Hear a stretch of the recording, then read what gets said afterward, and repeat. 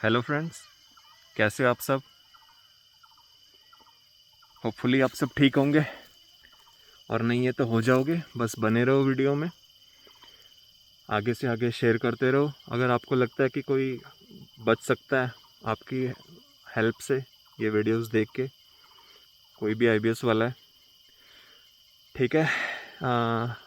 तो एक टॉपिक मैंने लिया है अभी, ठीक है। मैंने कहा था कि जैसे जैसे जो जो मुझे याद आएगा, मैं जो जो मुझे मतलब याद आएगा कमेंट्स में तुम पूछोगे, मैं बताता रहूँगा, ठीक है।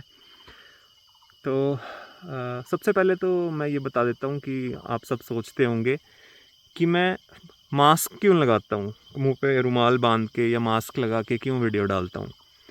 यार देखो, मेरे ना फैमिली में जो आगे से आगे फ्रेंड्स हैं, फैमिली जो दूर के रिश्तेदार हैं, जो मतलब जितने भी आगे चाचा ताया जी वगैरह जितने भी हैं, किसी को नहीं पता था कि मेरे साथ इतना कुछ हुआ है, ठीक है, कि इतना कुछ मैंने झेला है। उन सबको मैंने किसी को नहीं बताया था, मेरे फ्रेंड्स को नहीं बताया था, क्योंकि ये चीज़ किसी को बताओगे ना उन्हें समझ नहीं आएगी। और ऊपर से इसमें आईबीएस से रिलेटेड बातें होती है, पोटी वाली, म्यूकस वाली, हार्ड आ रही है पोटी, आगे से ऐसी आ रही है, ठीक है, लूज़ मोशन आ रहे हैं। तो ये चीज़ें अगर ये वीडियो घूम के मेरी फैमिली में ही पहुँच गई या फ्रेंड्स के पास पहुँच गई, वो कहेंगे यार क्या तू पोटी पुटी की बातें करता रहता है। तो उन्हें थोड़ी पता है कि किस सिचुएशन में से गुजरा हूँ, ठीक है, और आईबीएस वालों को कितनी प्रॉब्लम होती है। और यार एक बात मैं बोलनी है, ठीक है, औरों को गंदी लगेगी, आईबीएस वालों को गंदी नहीं लगेगी। अभी मैं फ्रेश होके ही आ रहा हूँ, ठीक है, घर से, और एकदम सॉफ्ट स्टूल, कोई गैस नहीं, कोई म्यूकस नहीं, बिल्कुल नॉर्मल शेप में, कोई आगे से हार्ड नहीं, कुछ नहीं। मतलब आईबीएस वालों के लिए तो ये ड्रीम होता है कि हमारी पॉटी अच्छी होने लग जाए और खाना डाइजेस्ट होने लग जाए, प्रॉपर गैस ना बने, ठीक है। तो मैं तो सच बताऊं, भगवान जी की दया से पोटी देख देख के खुश होता रहता हूँ कि बिल्कुल नॉर्मल आ रही है। पता है क्यों खुश होता हूँ? क्योंकि एक ज़माना था जब वो पोटी नीचे छील देती थी, नीचे से खून आ जाता था, उंगली से निकालनी पड़ती थी, इंजरी हो जाती थी। और मेरे लिए तो इतना अच्छा इसलिए मुझे लगता है क्योंकि मैं पाइल्स, फिशर और लास्ट में बन गया था फिस्टूला। उसके ऊपर अलग वीडियो बनाऊंगा, ठीक है, तो मैं समझाऊंगा भी यार पाइल्स, फिशर, फिस्टूला का कि क्या होता है, कैसे होता है। बहुत मिथ्स है उनके बारे में भी कि कैसे वो ठीक होती है, क्या होता है, वो मैं आपको बताऊंगा, ठीक है, किसी और वीडियो में। लेकिन यार नीचे 4 बार सर्जरी करवा के एनल की, ठीक है, और फिर ठीक होना, एनल का हील होना, और फिर अब नॉर्मल स्टूल आना, बिल्कुल सॉफ्ट पॉटी आना, सॉसेज में बिखरी हुई ना आना, हार्ड ना आना। मतलब पॉटी करके इतना रिलैक्स फील होता है, इतना नॉर्मल आ रही है। तो और लोग सोचेंगे ये कौन सी खुशी की बात है भाई, पॉटी इन बारे में कौन डिस्कस करता है।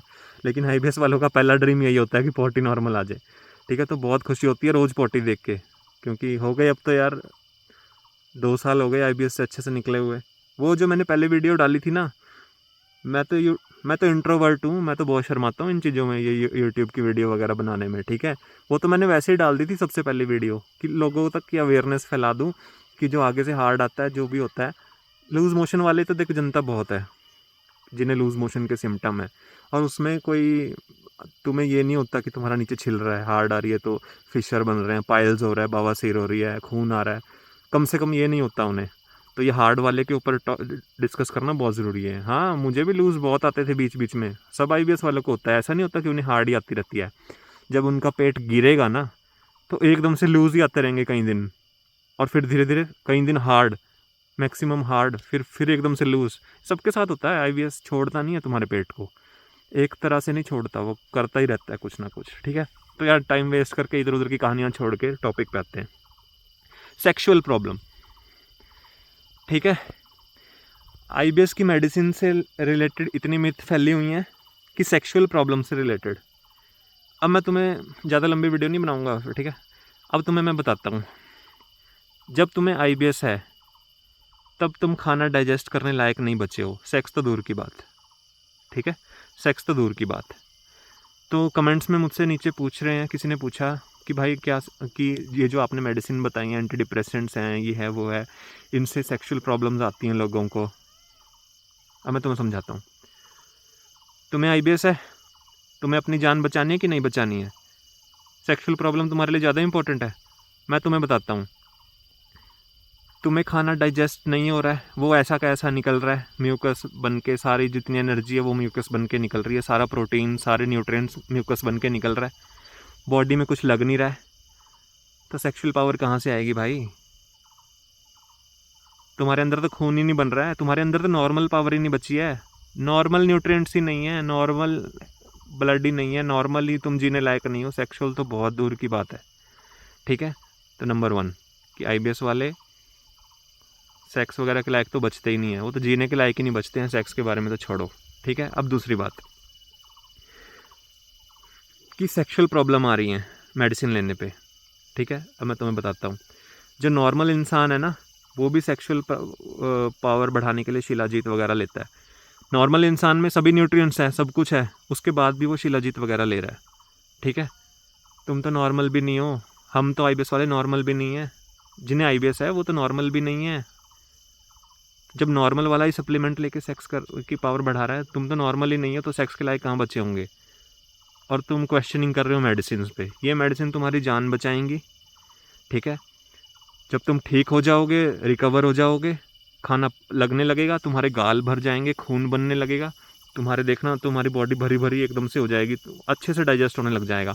और जब सब कुछ डाइजेस्ट होने लग जाएगा तो ये जितने भी साइड इफ़ेक्ट तुम्हें फील हो रहे हैं ये सारे चले जाएंगे और you will be back to normal.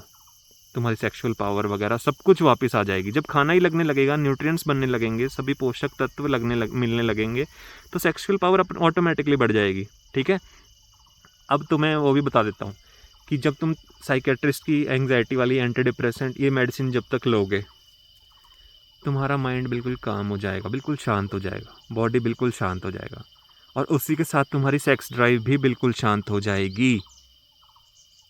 Sex drive बिल्कुल शांत हो जाएगी। मेल्स में तुम्हें थोड़ा सा हिंट दे दूं, जो नीचे का सिस्टम है वो डाउन रहेगा, जब तक मेडिसिन लोगे वो डाउन रहेगा, और तुम्हें लगेगा कि यार ये तो वो ही नहीं कर रहा है, हार्ड ही नहीं हो रहा है, जो भी है। ठीक है, समझ रहे हो ना मेल, जितने भी मेल फ्रेंड्स हैं। ठीक है, जब तक मेडिसिन लोगे आपका माइंड काम डाउन है, एकदम शांत है, तो नीचे वाला सिस्टम भी ऑटोमेटिकली शांत रहेगा, क्योंकि वो माइंड से ही रिलेटेड है। ठीक है, माइंड में ही तुम सेक्स का प्लान करते हो तो तुम एक्टिवेट हो जाते हो, माइंड से ही सेक्स ड्राइव कंट्रोल होती है। ठीक है, तो इस चीज़ के बारे में मत सोचो कि कि यार इससे तो हमारी क्या कहते हैं सेक्सुअल प्रॉब्लम्स आती हैं मेडिसिन लेके। अपनी जान बचाओ, आईबीएस से निकलो, उसके बाद इतनी सेक्सुअल पावर आ जाएगी ना तुम्हारे अंदर जब तुम ठीक होगे। पहले तुम ठीक होने का देखो। ठीक है, सेक्सुअल प्रॉब्लम इनके बारे में ना अभी बात करो। ठीक है, जब हाँ मैं तुम्हें ये बता देता हूँ कि जब तक मेडिसिन लोगे माइंड बिल्कुल शांत रहेगा, बॉडी बिल्कुल शांत रहेगी, नर्वस सिस्टम शांत रहेगा, तुम्हारे नीचे जो सेक्स ड्राइव है वो भी बिल्कुल शांत रहेगी। तो ये नहीं सोचना कि वो काम क्यों नहीं कर रही है। जब ठीक हो जाओगे तो सेक्सुअल पावर अपने आप आ जाएगी, सब कुछ नॉर्मल हो जाएगा। मैं तुम्हारे सामने प्रूफ हूँ, जितने आईबीएस में से निकले हैं सभी प्रूफ हैं। ठीक है, तो सेक्सुअल प्रॉब्लम्स के बारे में बात मत करो अभी, जब तक तुम ठीक नहीं हुए हो। ये उल्टी सीधी बातें मत सोचो। एक कमेंट नीचे आया था कि भाई क्या आप स्मोक ड्रिंकिंग ये सब भी करते हो? ठीक है, मैं नहीं करता, और इन चीज़ों का कुछ आईबीएस से लेना देना भी नहीं है। ठीक है, मुझे पता है आईबीएस वाले बहुत उठपटांग क्वेश्चन पूछते हैं, उनके दिमाग में कुछ ना कुछ चलता ही रहता है, ये है वो है, इससे तो नहीं कुछ हो रहा है, उससे तो नहीं कुछ हो रहा है, ड्रिंकिंग करने से तो नहीं कुछ हो रहा है, स्मोकिंग करने से कुछ नहीं हो रहा है। ठीक है, कि वो भी तो नशे वाली चीज़ें हैं, ये सब ना फालतू की चीज़ें हैं। अपने आईबीएस पे काम करो, ये उल्टे सीधे क्वेश्चन मत उठाया करो। किस किस क्वेश्चन के आंसर दूँ मैं, जो मतलब कुछ लॉजिकल बातें किया करो। ठीक है, तो अपने आईबीएस पे काम करो। ठीक है, तो आज मैंने तुम्हें ये सेक्सुअल प्रॉब्लम के बारे में बताना था। ये सब मतलब मत सोचो तुम। जब ठीक हो जाओगे न्यूट्रिएंट्स लगने लगेंगे, हड्डियों में पावर आएंगी, खून बनने लगेगा, न्यूट्रिएंट्स अंदर जाएंगे, गाल भरने लगेंगे, जो तुम सूख के बिल्कुल कांटा हो गए हो ना, सब नॉर्मल होएगा, तो ऑटोमेटिकली सेक्सुअल पावर भी गेन हो जाएगी। मेडिसिन के सारे इफ़ेक्ट्स दूर हो जाएंगे, साइड इफ़ेक्ट चले जाएंगे, तो तुम बैक टू नॉर्मल हो जाओगे। ठीक है, मुझे पता है आईबीएस वाले बहुत रिसर्च करते हैं, बहुत ज़्यादा रिसर्च करते हैं। मैं खुद करता था, मेरा 24 घंटे एक ही काम होता था, आईबीएस आईबीएस आईबीएस। गूगल खोला, कहीं भी बैठा हूँ फ्रेंड्स के साथ, चुपचाप फ़ोन निकाला, गूगल खोला, इससे क्या होता होगा, थोड़ा सा ही खोला, यार इससे क्या होता होगा, इससे तो नहीं ठीक हो जाऊँगा मैं कहीं, यार मैं कहीं ये ले रहा हूँ इस वजह से तो नहीं हो जाएगा मैं आईबीएस, किसी वजह से मेरे को आईबीएस तो नहीं हो रखा है, इस वजह से IBS तो नहीं हो रखा है, ठीक है। तो मुझे पता है गूगल की तो ऐसी तैसी कर देते हैं IBS वाले, हर 5 मिनट बाद 10 मिनट बाद गूगल, हर 5 मिनट बाद 10 मिनट बाद गूगल। यार वो उनका ना नेचुरल बनता भी है। अब वो फंसी ऐसे जाल में गए हैं कि ना डॉक्टर बता पा रहा है, ना फ्रेंड्स बता पा रहे हैं कि इसका तोड़ क्या है। अगले पेशेंट कहते हैं हम पैसा लगाने को भी तैयार हैं, लेकिन इसका सॉल्यूशन तो पता चले, डॉक्टर भी नहीं बता पा रहे हैं। इंडिया के सबसे बड़े डॉक्टर पे चले जाओ, US अमेरिका के सबसे बड़े डॉक्टर पे चले जाओ, वो भी नहीं बता पा रहे हैं। तो वो ऑब्वियसली सर्च करते हैं नेट पे कि कोई तो इसका इलाज होगा, कुछ तो होगा, मैं साला उठा के लकड़ी चबा के खा लूँ इससे ठीक हो जाऊँ, कुछ तो करके ठीक हो जाऊँ, ठीक है।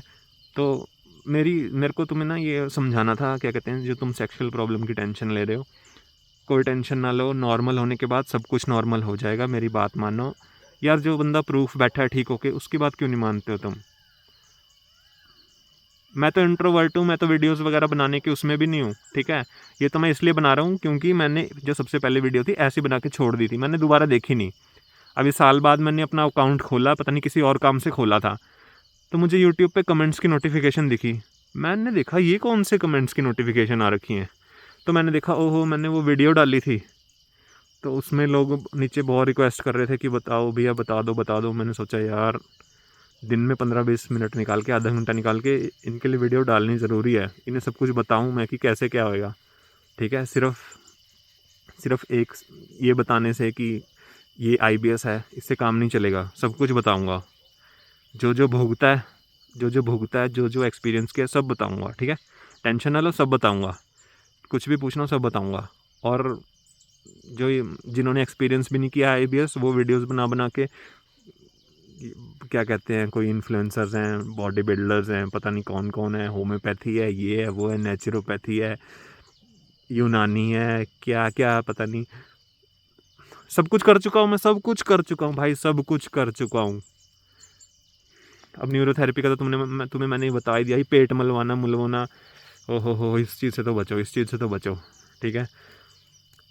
ना डाइट से ठीक होगा, ना एक्सरसाइज से ठीक होगा, ना तुम योगा से ठीक होगा, पूरा तुम 24 घंटे बैठ के ध्यान लगा के तपस्या कर लो तब भी नहीं ठीक होगा, ठीक है, तब भी नहीं ठीक होगा।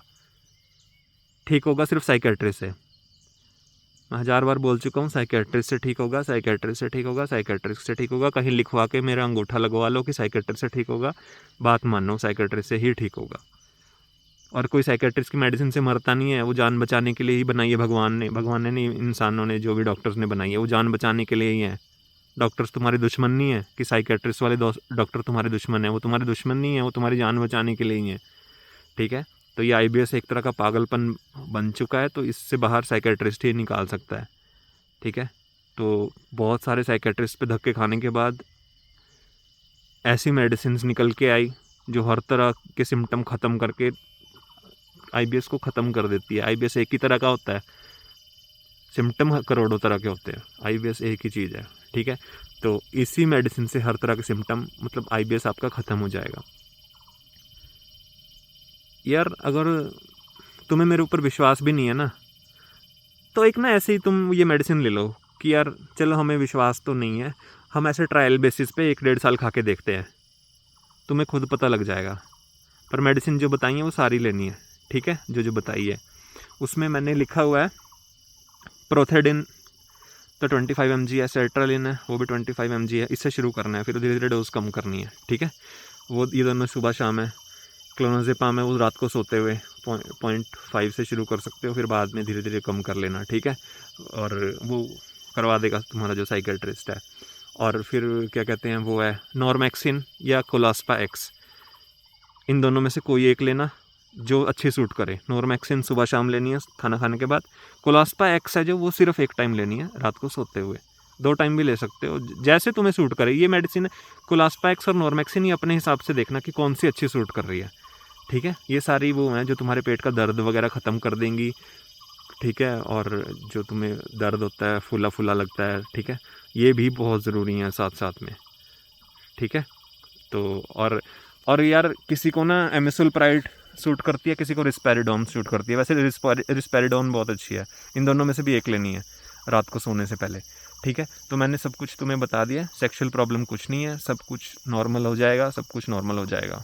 ठीक है, ट्रस्ट रखो सिर्फ, ठीक है। बाकी यार मैं वीडियो में थोड़ा गुस्सा वगैरह कर देता हूँ, थोड़ा एग्रेसिव हो जाता हूँ, वो इसीलिए होता हूँ क्योंकि मुझे गुस्सा आता है IBS पे बनी हुई इतनी वीडियोस देख के यूट्यूब पे।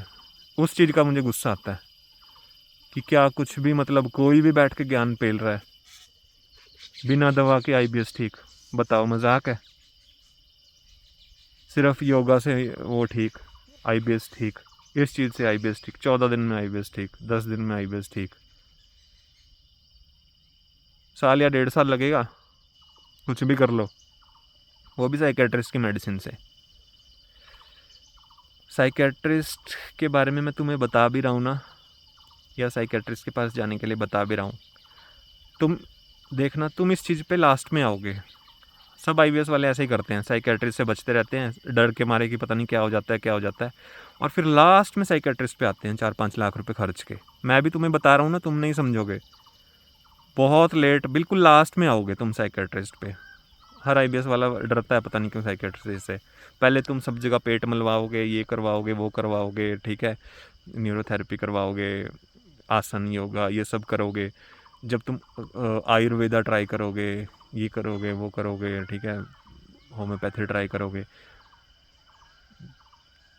साइकेट्रिस्ट वाला ऑप्शन तुम लास्ट में रखोगे। जब तुम्हें लगेगा कि अब सब कुछ करके देख लिया, अब हमारे लाखों रुपए खर्च हो गए, अब साइकेट्रिस्ट पे चलते हैं, तो पहले ही सारे पैसे बचा लो। मान लो, बात मान लो, मैं भी नहीं मानता था किसी की यार, मैं भी नहीं मानता था, तभी तुम्हें कह रहा हूँ, तभी तो गुस्सा आता है कि मैं भी नहीं मानता था। लास्ट में साइकेट्रिस्ट पे गया जब सब कुछ करके देख लिया। मैं तुम्हारे पैसे और टाइम दोनों बचाना चाहता हूँ, इसलिए पहले ही साइकेट्रिस्ट पे जाओ, और जगह बाद में चले जाना अगर साइकेट्रिस्ट से ठीक नहीं हुए, ठीक है। अगर साइकेट्रिस्ट से ठीक नहीं हुए तो और जगह बाद में चले जाना, और चीज़ें बाद में ट्राई कर लेना, पहले साइकेट्रिस्ट, ठीक है। तुम्हारे पैसे भी बच जाएंगे, टाइम भी बच जाएगा, ठीक है। तो वीडियो ज़्यादा लंबी हो रही है तो इतने में मैं ख़त्म कर रहा हूँ। अगली बार नया टॉपिक लेके आऊँगा, जो जो मैंने भुगता है सब कुछ बताऊँगा, ठीक है। ओके, जय हिंद, बाय बाय।